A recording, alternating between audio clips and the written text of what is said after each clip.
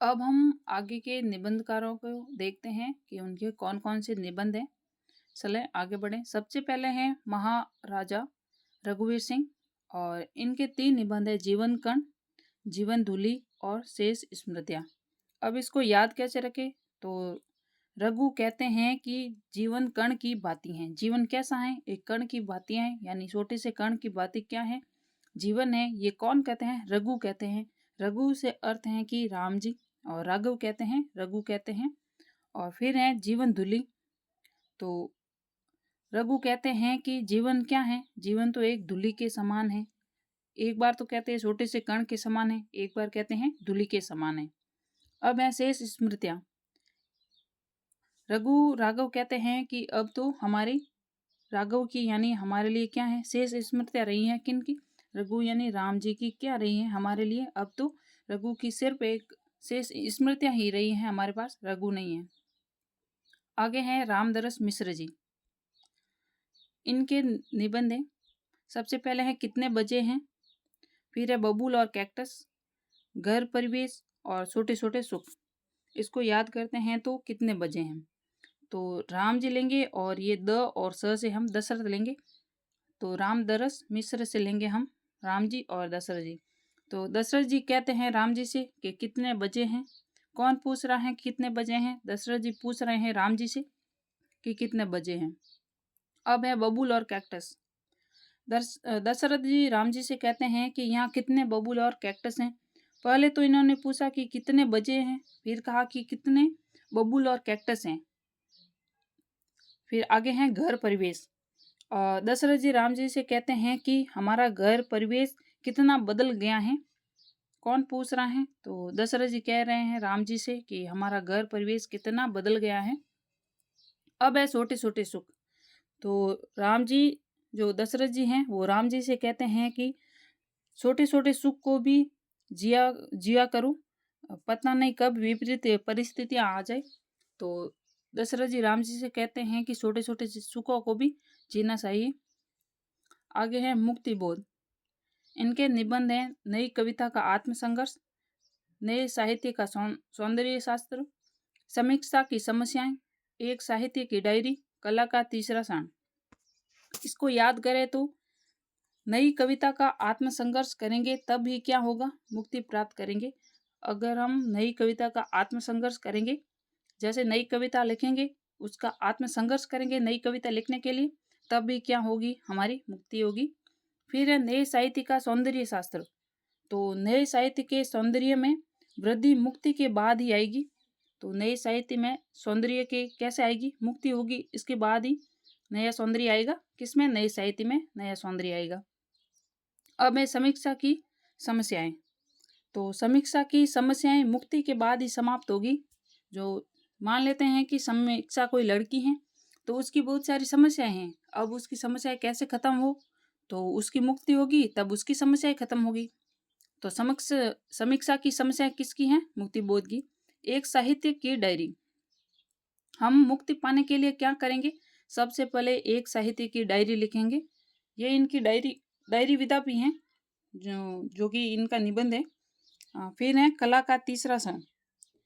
तो कला का तीसरा क्षण क्या है? कि मुक्ति पाना है। कला का तीसरा क्षण क्या है? कि मुक्ति पाना है। तो याद रखेंगे कि कला का तीसरा क्षण है, यानी मुक्ति पाना ही कला का तीसरा क्षण है। आगे बढ़ते हैं। अब हैं गुलाब राय जी। इनके निबंध है। सबसे पहले हैं ठलुआ क्लब। जो ठलुआ बुद्धिजीवी हैं वो निबंध तो हैं विजय देव नारायण साई, जो कि हम आगे देखेंगे। और एक है शक्कर क्लब, जो कि है यशपाल जी का। अब मैं गुलाब राय जी के एक है ठलुआ क्लब, फिर निराशा क्यों, मेरी असफलताएं, कुछ उथले कुछ गहरे, मेरे निबंध, मन की बात, मेरी दैनिकी का एक पृष्ठ, मेरे नापिता सार्य, मेरे मकान, और जीवन पशु, और मेरे मानसिक उपादान, और प्रकार और प्रभाकर। अब इसको याद करते हैं। गुलाब राय। गुलाब राय से हम लेंगे गुलाब, यानी गुलाब हम क्या करेंगे? तो ठलुआ जो है वो गुलाब लेकर कहाँ गया? क्लब में गया। किसी लड़की को प्रपोज करना होगा, इसलिए जो ठलुआ है वो गुलाब लेकर क्लब में गया। गुलाब तो लेकर गया, लेकिन उसे क्या हुई? निराशा हाथ लगी। फिर निराशा क्यों? गुलाब लेकर गया और उसके मन में ख्याल आया कि फिर निराशा क्यों, गर्लफ्रेंड ने मना किया होगा और मेरी असफलताएं। जब वो गुलाब लेकर गया और गुलाब लिया नहीं लड़की ने, तो क्या हुआ, उसके हाथ में क्या आई, असफलताएं हाथ लगी। या फिर इसको ऐसे भी याद कर सकते हैं कि जब हम असफलताएं प्राप्त करते हैं तो लोग हमें गुलाब नहीं बल्कि अपनी राय देते हैं। जब हम असफलताएं प्राप्त करते हैं तो लोग हमें गुलाब नहीं बल्कि अपनी राय देते हैं। और कुछ उतले कुछ गहरे, गुलाब लेकर गया और मना कर लिया, तो उसके मन में ये ख्याल आया कि कुछ उतले कुछ गहरे, उसके मन में ख्याल आया कि उसने मना क्यों किया। तो गुलाब लेकर गए इसलिए उसके मन में कुछ उतले कुछ गहरे ख्याल आए। मेरे निबंध। जब हम सफल हो जाते हैं तो लोग गुलाब देने आते हैं और क्या करते हैं, मेरे निबंध यानी मेरे निबंध पढ़ते हैं। तो इसको याद रखें तो कि मेरे निबंध, सबसे पहले मेरे निबंध को याद रख। हाँ जी, तो जो गुलाब देने आए थे तो उन्होंने क्या किया कि उन्होंने हमारे निबंध पढ़े। किसने निबंध पढ़े, जो हमें गुलाब देने आए थे। जो हमें गुलाब देने आए थे वो क्या करते हैं, वो मेरे निबंध पढ़ते हैं। इसके बाद है मन की बातें। तो मन की बातों को कैसे याद रखें कि गुलाब, हमने जिसे गुलाब दिया तो उसके बाद हमने क्या की, हमारे मन की बातें की। यानी कि किसी लड़की को हमने गुलाब दिया या लड़के को गुलाब दिया, तो गुलाब देने के बाद ही तो मन की बातें होगी। अगर नहीं लेगी गुलाब तो क्या होगा, उसे बस निराशा ही हाथ लगेगी। तो मन की बातें कब करेंगे, गुलाब देने के बाद हम मन की बातें करेंगे। मेरी दैनिकी का एक प्रश्न, जब हम गुलाब देंगे तो हम क्या करेंगे, अपनी दिनचर्या बताएंगे कि मैंने ये किया मैंने ये किया। तो मेरी दैनिकी का एक पृष्ठ कब हम खोलेंगे उसके सामने, जब हम गुलाब दे देंगे। मेरा नापिताचार्य। अब इसको याद रखते हैं कि गुलाब किसको दिया, कि गुलाब मैंने मेरे, यहाँ से लेंगे हम पितासारी, ना पिता से करेंगे पितासारी। तो मैंने गुलाब अपने पितासारी को दिया, याद रख जाएं। और है फिर है मेरे मकान। इसको याद कैसे रखें, तो गुलाब के पेड़ मैंने कहाँ लगाए, मेरे मकान में लगाए। मेरे मकान में क्या लगाए, तो पेड़ लगाए। और फिर है जीवन पशु। तो गुलाबों का क्या हुआ, जीवन पशु हुआ कि गुलाबों को तो जीवन पशु यानी पशु खा गए। कौन खा गए, गुलाबों को तो जीवन पशु खा गए और उन्होंने खत्म कर दिया। फिर आगे हैं मेरे मानसिक उपादान। जैसे हमने गुलाब दिया, हमारे मान में ये आया कि हम लड़के को गुलाब दें या नहीं दें, वो मना कर देगी या हाँ कर देंगी। इसलिए हमारे मन में क्या मानसिक उपादान आने लगे, दूं या ना दूं। तो इसे याद रह जाएंगे हमारे। फिर है प्रकार और प्रभाकर। तो हमने क्या किया, अनेक गुलाबों के प्रकार और क्या क्या प्रभाकर को लेकर लेकर दे दिए। अनेक गुलाबों के प्रकार हमने प्रभाकर को लेकर दे दिए। इसे याद रख सकते हैं। या फिर कोई कहानी से भी याद रख सकते हैं कि गुलाब ठलुआ जो है वो गुलाब लेकर का क्लब में गया, उसे निराशा हाथ लगी। निराशा यानी उसे असफलता आ लगी। मन में उथले फुथले गहरे उसके मन में ख्याल आने लगे और उसने एक निबंध लिख दिया। उसने अपने मन की बातें निबंध में लिख दी और जो मन की बातें थी वो दैनिक के एक पृष्ठ में छप गई कि उसने निराशा क्यों हुई। निराशा का कारण किसने पूछा, पिता ने पूछा। कहाँ पूछा, तो उसके मकान में पूछा। और मकान में क्या, उसके पशु भी थे और उसकी मानसिक स्थिति खराब हो गई और उस पर इस प्रकार वो मतलब प्रभा से मिलने गया। ऐसे याद रख सकते हैं। अब आगे हैं राम वृक्ष बेनीपुरी। अब इसको याद कैसे रखें, तो सबसे पहले हैं इनका गेहूं और गुलाब। इसमें जो गेहूं है वो है भूख का प्रतीक है, इम्पोर्टेंट है, एग्जाम में आता है। गुलाब जो है मानसिक सौंदर्य का प्रतीक है, वंदे वाणी विनायको, और ये शैली के जादूगर हैं। माटी की मूर्तियां, लाल तारा हैं और कैदी की पत्नी हैं। तो गुलाब किसका प्रतीक है, मानसिक सौंदर्य का प्रतीक है। अब है वंदे वाणी विनायको। तो वंदे वाणी विनायको को कैसे याद करेंगे कि हमने वृक्ष के नीचे क्या सुना, वंदे वाणी यानी विनायक जी गणेश जी की वाणी सुनी। कहाँ पर, वृक्ष के नीचे सुनी। और जो ये राम वृक्ष बेनीपुरी जी हैं, ये क्या है, ये शैली के जादूगर माने जाते हैं। कौन, राम वृक्ष बेनीपुरी। आगे हैं माटी की मूर्तें। हमने क्या किया, याद कैसे करें, तो हमने वृक्ष के नीचे माटी की मूर्तें बनाई। माटी की मूर्तें कहाँ बनाई, तो वृक्ष के नीचे। अब है लाल तारा। तो जो वृक्ष था वो लाल तारा बन गया क्या बना लाल तारा? तो वृक्ष बन गया लाल तारा। कैदी की पत्नी, कैदी की पत्नी हमें वृक्ष के नीचे मिली। कौन मिली? तो कैदी की पत्नी। कहाँ मिली? तो वृक्ष के नीचे मिली। अब है देवेंद्र सत्यार्थी। इनकी हैं धरती गाती हैं। निबंध कौन सा है? धरती गाती हैं, एक युग एक प्रतीक, रेखाएं बोल उठी, क्या गौरी क्या सावरी, और कला के हस्ताक्षर। इसको याद कैसे रखें? तो सबसे पहले है कि देव कहते हैं कि सत्य में धरती गाती हैं। कौन कहते हैं? देव कहते हैं कि सत्य में धरती गाती हैं। एक युग एक प्रतीक, तो देव कहते हैं कि सत्य में एक युग जो होता है वो एक प्रतीक के समान होता है। कौन कहते हैं? तो देव कहते हैं कि सत्य में एक युग जो होता है वो एक प्रतीक के समान होता है। फिर है रेखाएं बोल उठी, तो देव कहते हैं कि सत्य में रेखाएं बोल उठती हैं। अगर कोई अच्छा काम हो तो रेखाएं भी बोल उठती हैं। कौन कहता है? तो देव सत्यार्थी कहते हैं कि रेखाएं बोल उठी। अब है क्या गौरी क्या सावरी, मतलब क्या गोरी क्या सावरी। इसको याद रखें तो देव कहते हैं कि क्या गोरी क्या सावरी, रूप रंग से कुछ नहीं होता, गुण होने चाहिए। कौन कहते हैं? देव सत्यार्थी कहते हैं, यानी देव कहते हैं कि सत्य में क्या गौरी क्या सावरी से कुछ नहीं होता है, गुण होने चाहिए। अब है कला के हस्ताक्षर, तो देव ही सत्य में कला के हस्ताक्षर करते हैं। हम तो सिर्फ हस्ताक्षर करते हैं, लेकिन कला के हस्ताक्षर कौन करेंगे? तो देव करेंगे। सत्य में देव ही कला के हस्ताक्षर कर सकते हैं। अब हैं भवानी प्रसाद मिश्र, जिन्होंने मुझे रसा। इसको कैसे याद रखें? भवानी से लेंगे हम भवन। भवन बोलता है, भवन यानी हमारा जो भवन होता है घर, उसमें जो भवन है वो तो भवन कहता है कि जिन्होंने मुझे रसा। तो किसको रस सकते हैं? तो हम भवन को ही बना सकते हैं। तो भवन कहता है जिन्होंने मुझे रसा। आगे बढ़ते हैं। रघुवीर सहाय, एक हमने पढ़ा था महाराजा रघुवीर सिंह, तो ये हैं रघुवीर सहाय। इसको याद करेंगे तो हम रघु लेंगे और सहाय से सहायता लेंगे तो याद होंगे, कंफ्यूज नहीं होंगे, क्योंकि एक रघु और हैं। तो इसको पढ़ते हैं सबसे पहले। तो लिखने का कारण, इनका निबंध है लिखने का कारण। फिर है दिल्ली मेरा प्रदेश, उबे हुए लोग, वे और होंगे और मारे जाएंगे, और सीढ़ियों पर धूप में। तो याद करें तो सबसे पहले है लिखने का कारण। तो रघुवीर सहायता करते हैं कि लिखने का कारण क्या है। रघुवीर क्या करते हैं? सहायता करते हैं। हमारे हमारे सहायता करते हैं कौन? रघुवीर सहायता करते हैं कि लिखने का कारण क्या है। कौन सहायता करेगा? लिखने का कारण कौन बताएगा?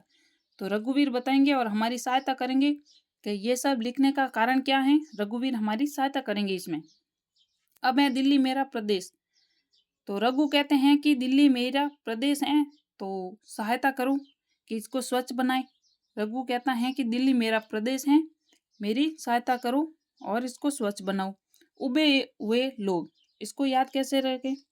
तो रघु कहते हैं कि अगर सहायता करते हैं लोग, मतलब सहायता करते जाते हैं तो लोग क्या होते हैं? ऊब जाते हैं। बार बार सहायता करते हैं। अगर एक ही आदमी बार बार सहायता करे तो वो ऊब जाता है और मना कर देता है। अब है वे होंगे जो मारे जाएंगे, तो रघु कहते हैं कि अगर सहायता नहीं की तो वे और जो साथ में होंगे वो भी मारे जाएंगे। कौन कहते हैं? रघु कहते हैं कि अगर सहायता नहीं की तो वे और होंगे जो भी वो सब मारे जाएंगे, मतलब जो भी होगा वो मारा जाएगा। कौन कहते हैं? रघु कहते हैं कि अगर सहायता नहीं की तो सब मारे जाएंगे। अब है सीढ़ियों पर धूप में, इसको याद कैसे करें? तो रघु की सहायता करनी है क्योंकि वे सीढ़ियों पर धूप में बैठे हैं। रघु की सहायता करनी है क्योंकि वे सीढ़ियों पर धूप में बैठे हैं। इससे याद हो जाएंगे। हमने रघु के साथ में सहायता शब्द लिए हैं ताकि ये सहाय निकल कर आए, क्योंकि रघु दो हैं इसीलिए। लिखने का कारण किसने पूछा? रघु ने पूछा और सहायता की। दिल्ली मेरा प्रदेश है, रघु ने कहा दिल्ली मेरा प्रदेश है और सहायता करो कि इसको स्वस्थ बनाए। लोग बार बार सहायता करते हैं तो वे ऊब जाते हैं, और जो होंगे वो उसकी सहायता नहीं होगी तो वे सब मारे जाएंगे। और रघु की सहायता करो क्योंकि वो धूप में बैठे हैं। अब आगे हैं शरद जोशी, जो कि एक व्यंग्य निबंधकार हैं। सबसे पहले हैं इनके निबंध की जीप पर सवार इलिया। हम भ्रष्टन के भ्रष्ट हमार, नदी में खड़ा कवि, वोट ले दरिया में डाल, यहाँ रहा किनारे बैठ, तिलिस्म किसी बहाने, दूसरी सतह, यत्र तत्र सर्वत्र और यथासंभव। इसको याद कैसे करें? तो जो जीप पर सवार इलियां हैं, हम शरद यहाँ से शरद लेंगे और सर्दी सर्दी, यानी जीप पर जो सवार इलियां हैं उनको क्या सर्दी लग रही है, क्योंकि वे जीप पर हैं इसलिए जीप पर सवार इलियों को सर्दी लग रही है। फिर है हम भ्रष्टन के भ्रष्ट हमार। शरद पहले तो जोश जोश में कहता है कि हम भी भ्रष्ट हैं और भ्रष्ट जो भ्रष्ट करता है वो हमारा है। कौन कहता है? तो शरद जोश जोश में कहता है कि हम भ्रष्टन के भ्रष्ट हमार। और नदी में खड़ा कवि, और जो नदी में खड़ा है तो वहाँ क्या है? पानी है। तो नदी में खड़े आदमी को क्या शरद यानी सर्दी लग रही है।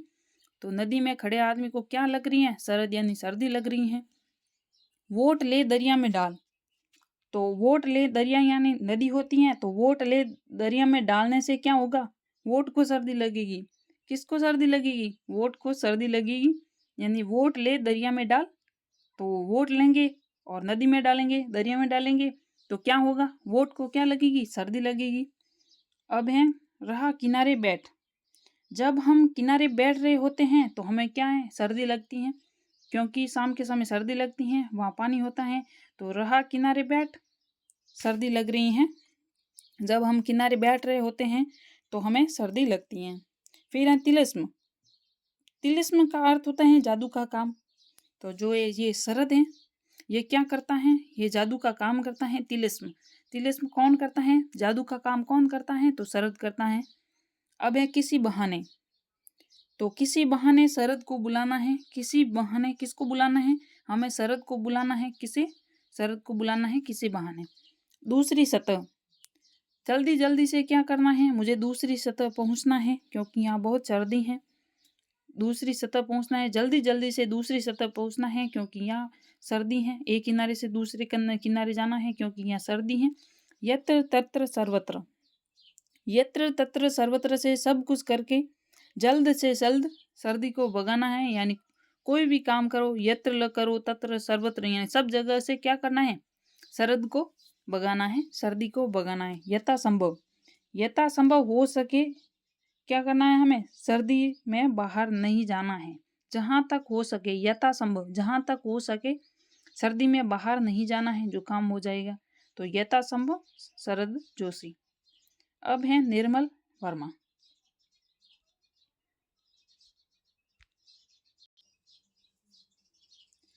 इनके निबंध है, सबसे पहले है शब्द और स्मृति, जो कि 1976 में आया था।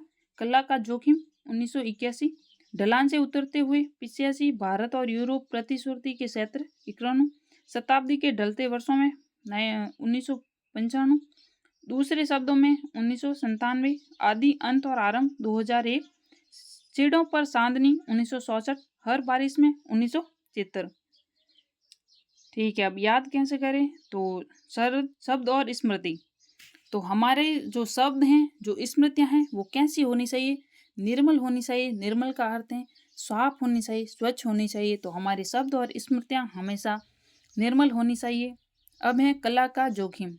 जो कला का जोखिम यानी जो कला है, जैसे निबंध उपन्यास लिखने वाली कलाएं हैं, यही जानते हैं। तो कला का जोखिम क्या है? निर्मल है। कला का जोखिम भी कैसा है? निर्मल है। तो ढलान से उतरते हुए, अगर कोई पहाड़ है, अगर हम पहाड़ से उतर रहे हैं, या फिर पानी उतर रहा है ढलान से, तो जो पानी ढलान से उतर रहा है वो कैसा है? निर्मल है, साफ है, स्वच्छ है। जैसे नदियाँ बहती हैं, ऊपर से आती हैं, ढलान से आती हैं, वो कैसी होती हैं? निर्मल होती हैं। ठीक है, अब है भारत और यूरोप प्रतिश्रुति। श्रुति, श्रुति का अर्थ होता है सुनना। तो भारत और यूरोप की क्या है? प्रतिश्रुति का क्षेत्र है, 1991 में है। अब है शताब्दी के ढलते वर्षों में। तो शताब्दी के ढलते वर्षों में हमारे मन को कैसा रखना चाहिए? हमारे मन को निर्मल रखना चाहिए। शताब्दी के ढलते वर्षों में अगर जैसे कि 100 वर्ष के हो गए हैं, तो हमारा मन कैसा होना चाहिए? निर्मल होना चाहिए, क्योंकि हम शताब्दी के अंत में हैं। तो शताब्दी के ढलते वर्षों में हमारा मन निर्मल होना चाहिए। दूसरे शब्दों में कहूँ तो ये सब निर्मल ही है। दूसरे शब्दों में कहूँ तो मेरी बातें निर्मल हैं, या फिर दूसरे शब्दों में कहूँ तो सब कुछ निर्मल ही निर्मल है। आदि अंत और आरंभ। आदि अंत और आरंभ यानी सब कुछ निर्मल भाव से करना है। आदि भी, अंत भी और आरंभ भी। कैसा होना चाहिए? निर्मल होना चाहिए। आदि, अंत और आरंभ निर्मल होना चाहिए। अब है सीढ़ों पर चांदनी, यानी जो सीढ़ों पर चांदनी है, जो सीढ़ों पर जो चांदनी है वो कैसी है? निर्मल है। चांदनी रात होती है वो निर्मल ही होती है, साफ होती है, स्वच्छ होती हैं। इसलिए जो सीढ़ों पर जो चांदनी है वो कैसी है? निर्मल है। कैसी है? निर्मल है। याद रखना है कि जो सीढ़ों पर चांदनी है वो कैसी है? निर्मल है। हर बारिश में, अब है हर बारिश में, ये हर बारिश में मेरा मन निर्मल हो जाता है, साफ हो जाता है, स्वच्छ हो जाता है। मन भी साफ होता है। या फिर हर बारिश में क्या होता है? धरती पर सुगंधित यानी निर्मल ही निर्मल छा जाते हैं, स्वच्छता छा जाती हैं। अगर हर बारिश हो तो हर बारिश में क्या होगा? पेड़ पौधे स्वच्छ होंगे, क्योंकि उनके ऊपर जो धूल मिट्टी होगी वो साफ हो जाएगी तो वो निर्मल हो जाएंगे। तो हर बारिश में हम कैसे हो जाते हैं? निर्मल हो जाते हैं, या फिर हमारा मन भी निर्मल हो जाता है। अब आगे हैं नंद किशोर नवल, जो कि एक मार्क्सवादी विचारक हैं। इनके निबंध हैं कविता की मुक्ति, प्रेमचंद का सौंदर्य शास्त्र, शब्द जहां सक्रिय हो। अब याद कैसे रखें? तो जहां कविता की, ये नवल किशोर हैं, तो जहां कविता की मुक्ति होती है वहीं क्या होता है? नवल से हम लेंगे नवल, ये नया, नव, नया, नयापन। तो जहां भी कविता की मुक्ति होगी वहां क्या होगा? नयापन होगा, नया होगा, नवल होगा। कहाँ होगा? जहाँ कविता की मुक्ति होगी। अगर मुक्ति हो जाए तो मतलब वो खत्म है, नया अध्याय शुरू होता है। तो कविता की मुक्ति यानी नव काम, नवा काम, नया काम। अब है प्रेमचंद का सौंदर्य शास्त्र।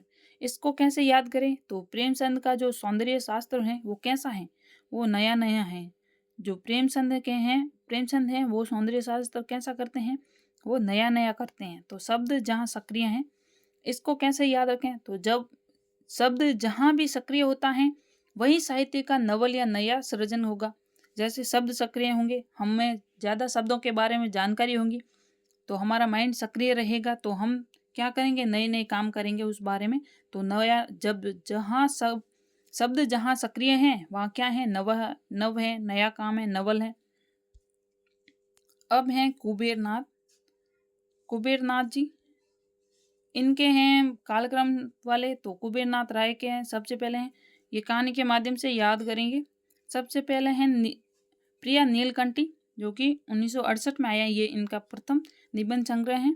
रस आकेटक 1970 में, गंध माधव 1972 में, विषाद योग 1973 में, विषाद बांसुरी 1977 में, पर्ण मुकुट 1978 में, महाकवि की तर्जनी 1979 में, कामधेनु जो कि 1980 में आया था, और फिर है पत्र मणिपुतल के नाम 1980 में, मन पवन की नौका 1982, किरात नदी में चंद्रमधु 1983, दृष्टि अभिसार 1984, त्रेता का बृहत्तशाम 1986, मराल 1993, उत्तर कुरु 1994, और वाणी का क्षीर सागर का क्षीर यानी दूध होता है, तो क्षीर सागर 1998 में, अंधकार में अग्निशिखा यानी अग्नि की लौ होती है, तो 1998 में, आगम की नाव 2002, और फिर है लंका की एक रात। इसको मैंने क्रम से कहानी के माध्यम से लिखा है, ट्रिक लिखी है इसकी, क्योंकि ये इसका जो है कालक्रम इम्पोर्टेंट है, कालक्रम से क्वेश्चन आता है। तो सबसे पहले ट्रिक देखते हैं। कुबेर के निबंधों की प्रिया नीलकंठधारी हैं। कुबेर के निबंधों में जो प्रिया है वो कैसी है? नीलकंठधारी हैं, जो कि एक रस आकेटक करने के लिए कहाँ गई? गंधमादन गई। वहां उसने विषाद में योग किया। विषाद में क्या किया? उसने योग किया, और निषाद की बांसुरी बजाई। निषाद के कोई व्यक्ति है तो उसकी क्या की? बांसुरी बजाई।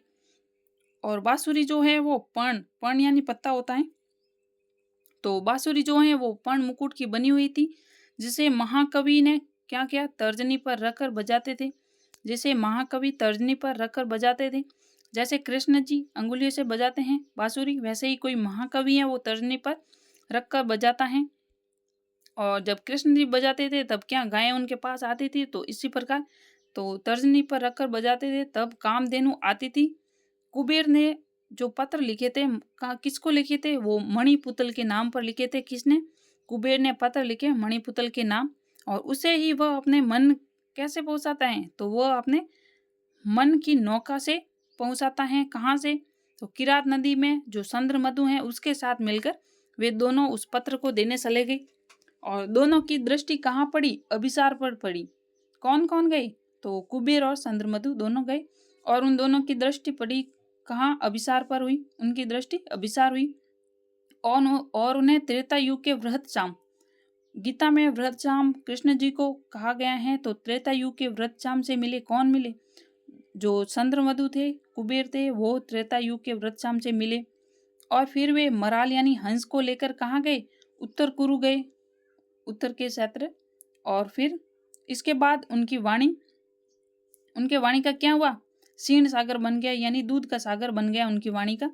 और आगे चलते हैं तो अंधकार हो जाता है, इसलिए क्या हुआ कि अंधकार में अग्निलो जलाते हैं, अग्निशिखा जलाते हैं। फिर वे आगम की नाव में बैठते हैं और लंका की एक रात काटते हैं। वापस से देख लें एक बार कुबेर की निबंधों की प्रिया नीलकंठधारी हैं, जो रस आकेटक करने के लिए गंधमादन गई।